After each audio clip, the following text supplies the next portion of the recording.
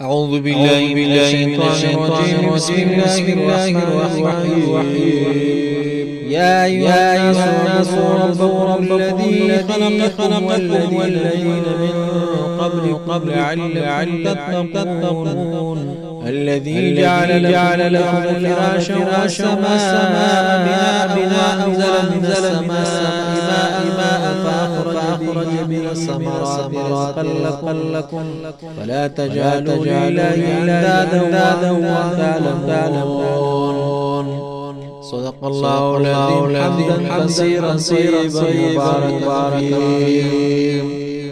دي آیات ترجمه ان شاء الله تاسو ته لفظي ترجمه وړاندې کوم. الله تبارک وتعالى آیاتونو کې ټول انسانان ته خطاب کوي، دعوت ورکوي یا ایها خلقو مسلمان دې مسلمان ته دې لپاره وایي چې اخو مسلمان دې خو بیان چې په عبادت باندې پابندي او نورم ډیر په عبادت کې کافر ته دې لپاره وایي چې کفر نه لاړ اسلام ترشي او د الله عبادت یا ایها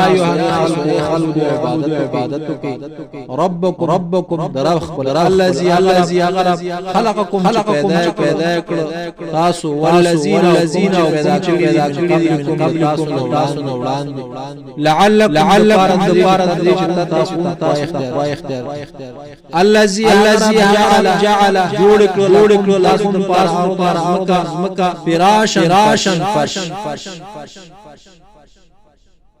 والسماء بناء وانزلنا نازل د اسمان من السماء ماء فاخرج بدو باران بزريعه به باران بزريعه من الثمرات رنگارنگ میوه راو باستری رزقا لكم او من الثمرات رزقا لكم رزق الله تبارک وتعالى انسانانو ته زمکه جوړه کړو زه ورکو دغه رقم واړو نعمتونه الله تبارک وتعالى د انسانانو ته برابر کړ. د دې فارج الله عبادت الله تبارک وتعالى د انسانانو چې د عبادت لپاره پیدا کړ. الله تبارک وتعالى عبادت نه لري ته محتاج دي دا مونږ الله تعالی فلا تجعلوا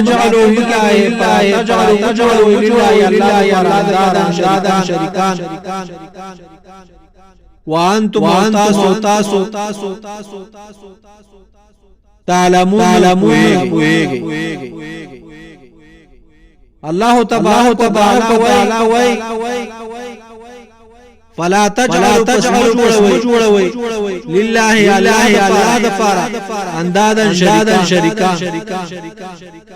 وانتم تعلمون او پوهیږي. صدق الله العظيم.